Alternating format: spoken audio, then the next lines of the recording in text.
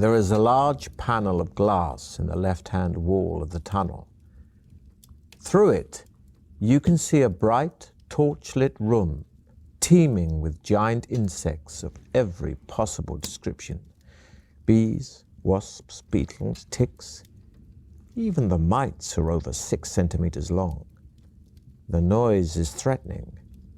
In the middle of the room, a jeweled crown lies on top of a small table. What looks like a large diamond is set in the middle of the crown.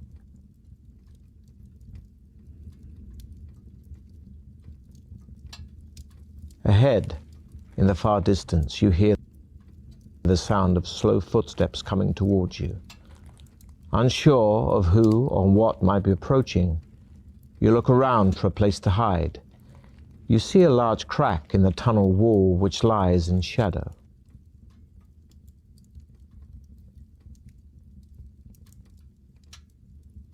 You have to squeeze yourself deep into the crack to conceal yourself completely. From this cramped position, you are unable to see the owner of the feet that shuffle slowly by. A minute later, all is quiet again as you pull yourself back out into the tunnel and head west. After a short while, you arrive at another junction in the tunnel with a choice of 2 directions.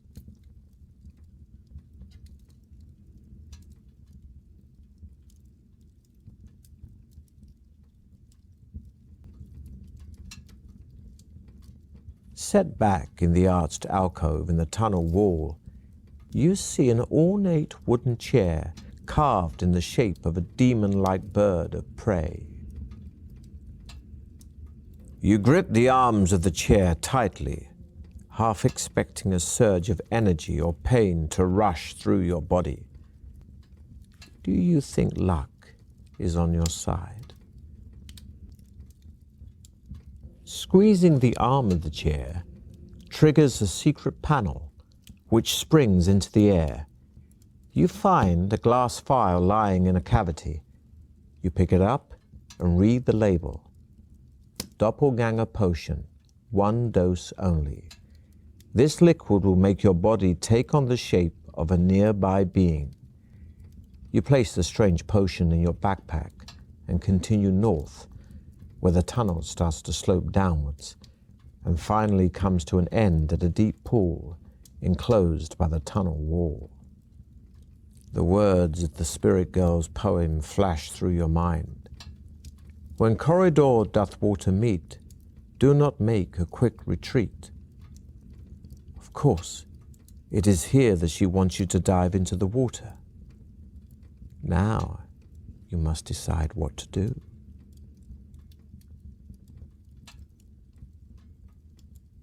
Somewhat nervously, you take a deep breath and dive into the dark pool. The northern wall does not project very far beneath the surface of the water, and you decide to take the risk to swim under it. Soon, you start gasping for air and are forced to swim upwards. Trying not to think that you could be trapped in an old submerged tunnel, you are relieved when you surface into cool air. You are on the other side of the wall and can see the tunnel rising out of the water and continuing north into the distance. You wade out of the water and check if you've been lucky with the contents of your wet backpack. 2 portions of your provisions are saturated and are now inedible. Other than that, all your other possessions remain intact. You repack them carefully inside your backpack and set off north again. A little way along on the left of the tunnel wall, you reach the entrance of a large cavern from which you hear a girl's voice crying for help. You can just make out the shape of a human figure rolling about on the floor at the back of the cavern.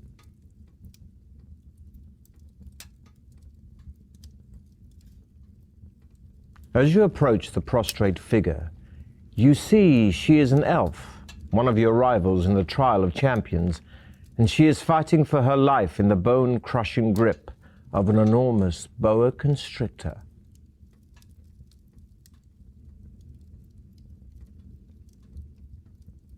With one swipe of your trusty blade, you behead the boa constrictor. You uncoil its massive body from around the elf and try to resuscitate her. Her eyes open a little, but you can see that there is no hope. She looks at you and smiles, and then says in a whisper, "Thank you. I know it's too late for me, but I will tell you what I've learned. Your way out lies ahead, but you need gems to unlock the final door. One of them is a diamond, but I do not know what the others are. Alas, I have not found a diamond, but would urge you to look for one. Good luck." Her eyes close, and she slumps down onto the cold floor. You watch sadly as she breathes her last. Knowing she would not mind, you take 2 of her daggers and search her leather backpack. Inside, you find some unleavened bread, a mirror, and a bone charm in the shape of a monkey. The bread contains secret elven healing herbs, which increase your stamina by 3 points. Feeling sad, yet strong, you pack away the mirror and the charm and leave the cavern to head north. Walking along the tunnel, you notice an iron grill in the floor.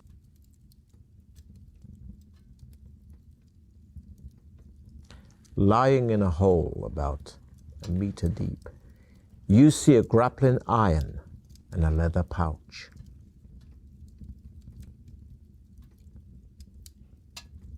You reach down into the hole and suddenly your blood runs cold as you feel something warm and sticky wrapping itself around your arm. You manage to pull your arm out of the hole, but a hideous tentacled limb with unbelievably strong suckers is clinging to you. By the time you manage to cut yourself free, your arm is trembling with pain, and you wonder whether luck is on your side. Having had the sense not to put your sword arm into the hole, the effects of the tentacled arm are not too serious, meaning you only lose 1 skill point. You reach back into the hole and pull out the grappling iron and the leather pouch. Inside the pouch, you find a tiny brass bell. You pack away your new possessions and continue north. A door comes into view in the left-hand wall of the tunnel. You listen carefully at it and hear nothing. The door is not locked, and the handle turns easily.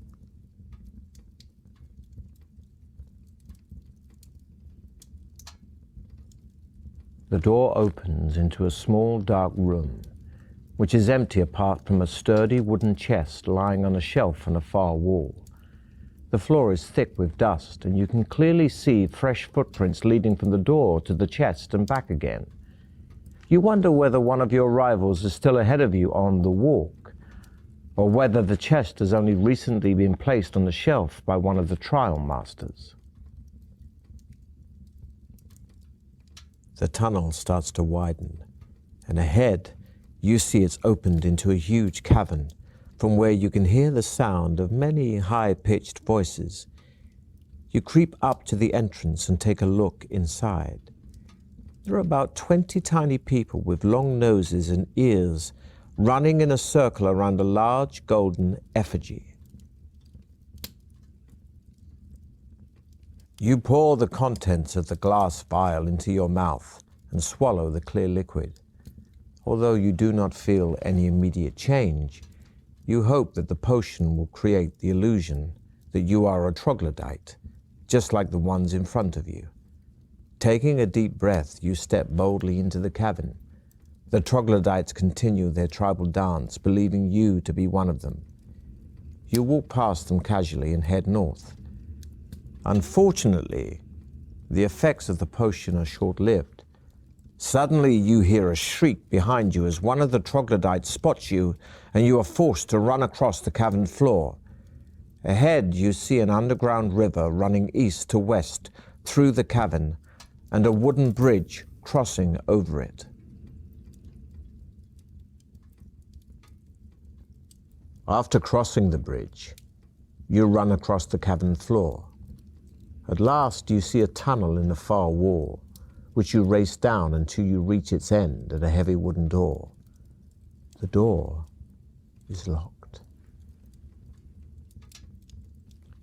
The key turns in the lock, and the door opens into a four-way intersection of the tunnel. There is nothing to be seen either to the east or to the west, apart from the now familiar ceiling crystals giving off their dim light. And suddenly you hear a voice calling you. This way, you are on the right track.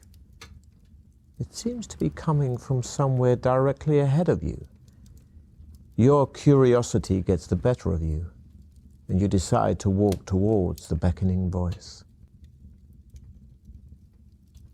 The tunnel bends sharply to the right, and around the corner you see a little old man with a long beard, cowering behind a large wicker basket. The basket is tied to a rope, the other end of which disappears into the ceiling. The old man sounds very worried as he says, "Do not attack me, stranger. I pose no threat to you. I am simply here to help you. If you will be so kind as to offer me some sort of remuneration, I will gladly haul you up in the basket to the upper level. And believe me, that is where you ought to be."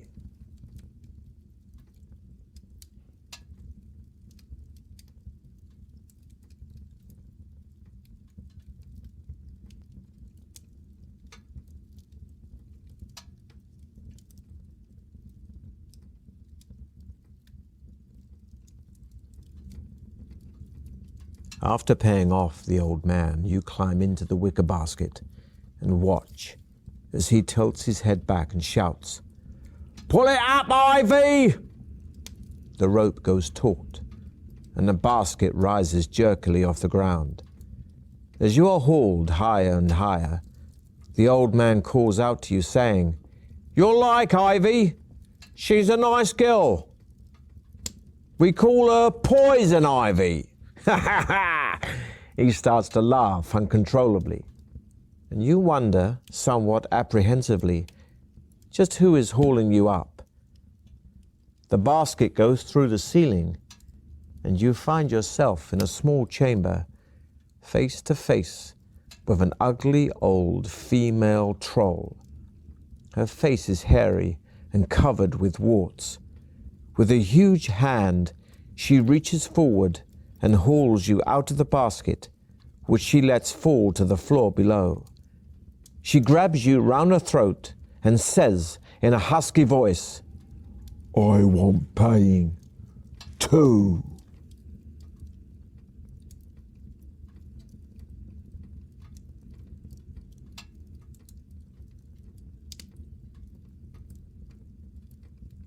You manage to free yourself from Ivy's grip and draw your sword. Picking up a broken stool as a weapon, she advances towards you.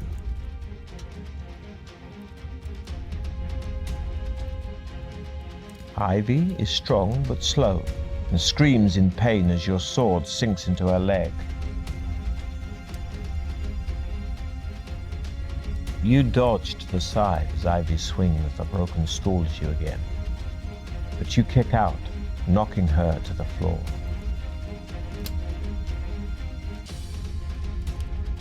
You run around the lumbering troll, crushing your sword into her arm, keeping a close eye on Ivy to make sure she's still dead. You search through the cupboards and boxes in her room, but you find nothing except for an old bone. A door lies in the east wall of the chamber, and you decide to leave, taking the old bone with you. You find yourself standing at the end of a tunnel with a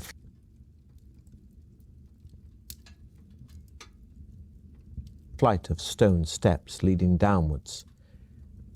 From the floor below, you can hear the sound of barking dogs. You take the bone out of your backpack and throw it down the stairs. The barking grows louder, changing to snarls and growls when the bone lands on the floor. You walk slowly down the steps with your sword drawn and see two huge black guard dogs fighting over the bone. You run quickly past them and on down the tunnel. The tunnel veers sharply to the left and comes to an end at a high wall in which there is a door. You hear a ferocious roar from the other side of the wall, and you wonder what gargantuan beast could make such a noise. You have no choice but to open the door, as the wall is too smooth to climb. Taking a deep breath, you turn the handle and enter a sand-covered pit. There, standing some 10 meters tall on its huge hind legs, in front of large double doors in the opposite wall, is an enormous dinosaur-like monster.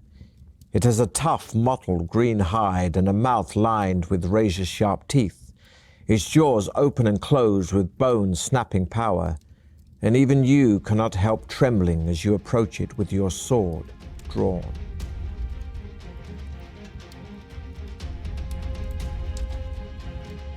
The giant creature whips its huge tail directly at you. You duck and roll quickly, slicing a chunk from it as it passes.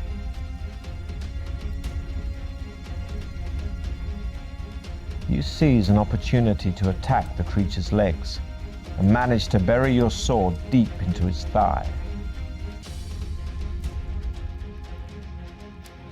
You lunge at the creature's stomach with your sword drawn. It tries to move, but you land a painful blow.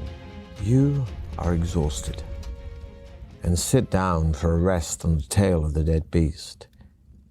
Looking down at your feet, you suddenly notice an iron ring poking up through the sand.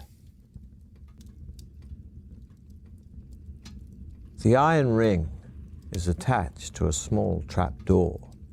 It lifts up easily, and inside a small compartment you find a finely crafted shield made of the purest iron.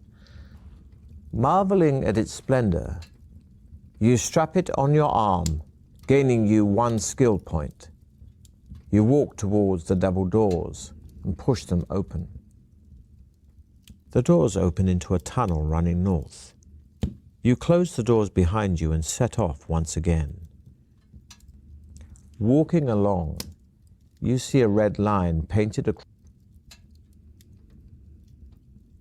across the tunnel floor and notice a sign on the wall which reads, "No weapons beyond this point."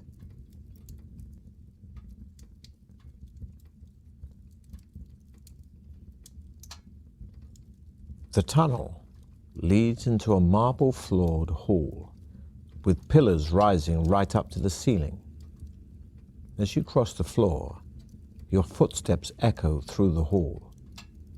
The hairs on the back of your neck start to prickle, and you soon sense unseen eyes watching you. Unknown to you, one of your rivals is hiding behind a pillar. It is the ninja, a deadly assassin dressed in black robes. Without a sound, he steps out from behind the pillar and throws a star-edged disc at your back. Instinctively, an inner voice tells you to duck.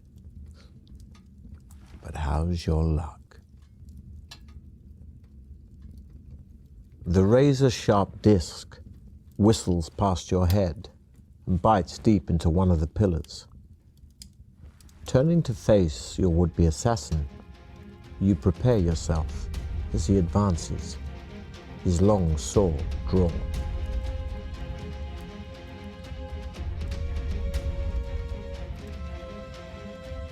The ninja leaps at you, his sword screeching towards your head. You parry, but his sword bites deep into your arm.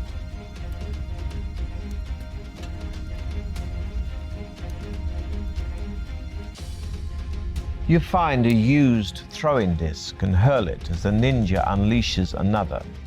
You both miss.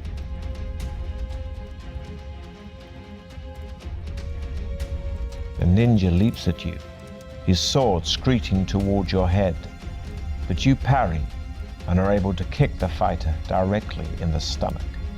You decide to search the ninja and find a cloth bag in the folds of his robes.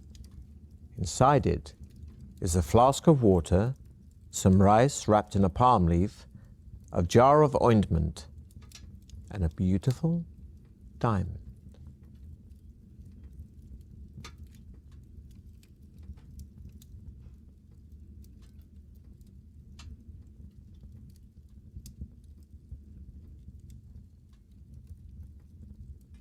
The only possible way out of the hall, as far as you can see, is by using the chute in the northern wall. You decide to give it a go and climb into the chute. You slide down gently, landing on your back in another room. As soon as you stand up, you are confronted by the most repulsive sight you have ever laid eyes on. There in front of you, wallowing in a circular pool of fetid slime, is a bulbous creature too horrible to be believed. Its body is green and covered all over with fearsome-looking spikes. Its face is a mass of crimson blisters, one of which suddenly bursts to reveal yet another of its many sinister, all-seeing eyes. A narrow path runs around the edge of the pool and leads into another tunnel in the far wall. Remembering the description of the vile blood beast and the warning about the toxic gas rising from its pool, you cover your mouth with your sleeve and step forward with your sword drawn, wary of the blood beast's tongue. As you step around the side of the pool, it rolls forward and flicks out its tongue. But you are ready for it and cleave it with one swipe of your sword. The beast howls in pain and stretches forward frantically, trying to clasp you between its blood-filled jaws. You start hacking at its hideous face in an attempt to pierce its real eyes.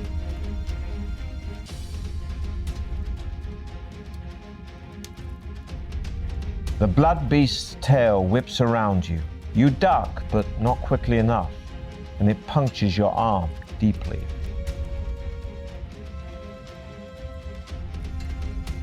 Breathing heavily during your fight, you begin to succumb to the toxic gas and fall, cracking your head on the floor. You quickly eat some provisions, increasing your stamina by 4 points.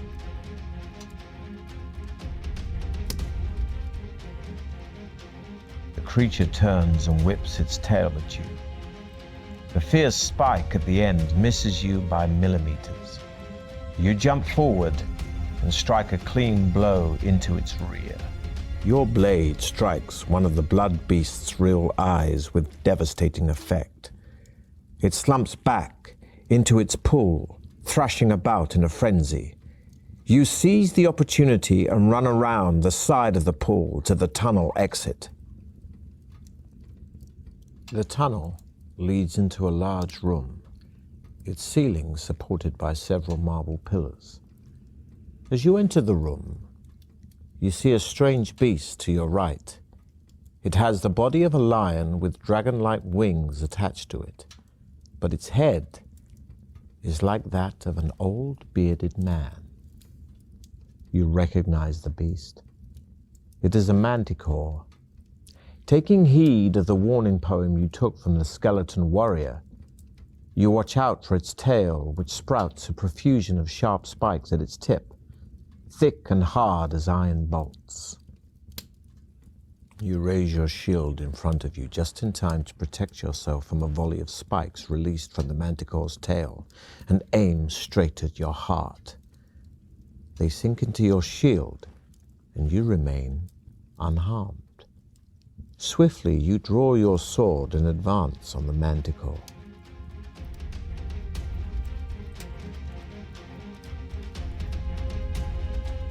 You run to avoid the whipping tail, but stumble. And with a speed you could never have imagined, it tries to sink its teeth into your leg, but you move just in time. Neither of you are harmed.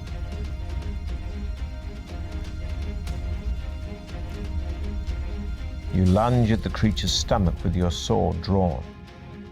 It tries to move, but you land a powerful blow.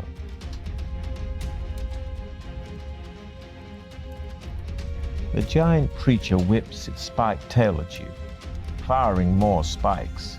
You duck and roll, quickly slicing a chunk from its tail, passing close to you. As you are wiping the manticore's blood from your sword, you are surprised to see a small man jump out from behind one of the marble pillars.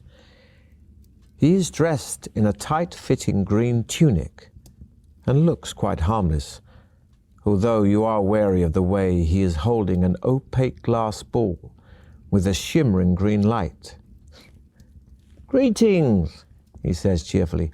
"My name is Igbot, the gnome, and I am the trial master for your final test.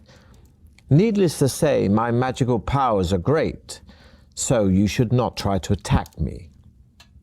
You may have learnt, during your quest, that gems play an essential part in the trial of champions. The iron door in front of you is the victory exit, but there is only one way of opening it. 3 gems have to be put into the lock mechanism in the correct order. Each gem radiates a unique energy, which will trigger the mechanism. If you do it correctly, that is. But first, we need the correct gems. First, you will need an emerald." The gnome smiles and says, "You truly are a great adventurer. Now, you will also need a sapphire." The gnome, still smiling, says excitedly, "Excellent. Just one to go. Lastly, you'll need a diamond." The gnome jumps in the air, yelling, "Well done! Nobody has ever managed to find all 3 gems before. Now get ready for the final test, which I will explain once and once only. As you can see, the lock on this door has 3 slots labeled A, B, and C, each of which is built to accept a specific gem. You have to put one of the 3 gems in each of the slots in the correct order. If you manage this at the first attempt, fine. However, if you put the gems in the wrong slots, you will be blasted by a bolt of energy from the lock, causing you injury. So choose carefully. I'm allowed to help you a little. If you place 1 gem in its correct slot but get the other 2 wrong, I shall shout 1 crown and 2 skulls. If you place all 3 gems incorrectly, I shall shout 3 skulls. You will be allowed to try again and again until you either succeed or die. Are you ready? You signal your readiness with a nod of the head and walk forward to place the 3 gems in the slots. For your first try, decide now which gems you will place in the labeled slots.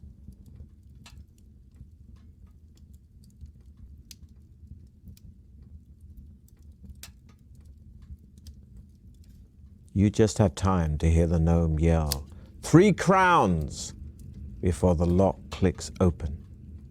As the heavy door swings slowly outwards, the gnome rushes towards it, hurling the glass ball at your feet. Green gas escapes from the broken glass. I'm afraid we'll need to test your luck to see if you avoid inhaling it. Covering your nose and mouth with your hand to avoid breathing in the gas, you follow the gnome through the open door. You enter another tunnel, at the end of which is the welcome sight of daylight. Much to your surprise, you see the gnome lying dead halfway down the tunnel. A crossbow bolt protrudes from the side of his head. The gnome, in his own bid for freedom, has fallen foul of Baron Sukumvit's final trap. You walk past him and out into the brilliant sunshine. As soon as you appear at the tunnel exit, a large crowd begins to cheer and shout. You walk down a path lined with jubilant people towards a small rostrum, and there, sitting under a colourful bamboo umbrella, is Baron Sukumvit. He looks astonished, as if he never expected anybody to come through his Deathtrap Dungeon alive. Now the secret of Fang is known. As the Baron rises from his chair, you climb the steps to the rostrum, bow down before him, and watch as his cold eyes stare at you in utter disbelief. You smile grimly as he offers you his outstretched hand. To the deafening noise of the cheering people of Fang, Baron Sukumvit opens the chest containing your prize of 10,000 gold pieces. Then he places a laurel crown on your head and proclaims you the champion of Deathtrap Dungeon.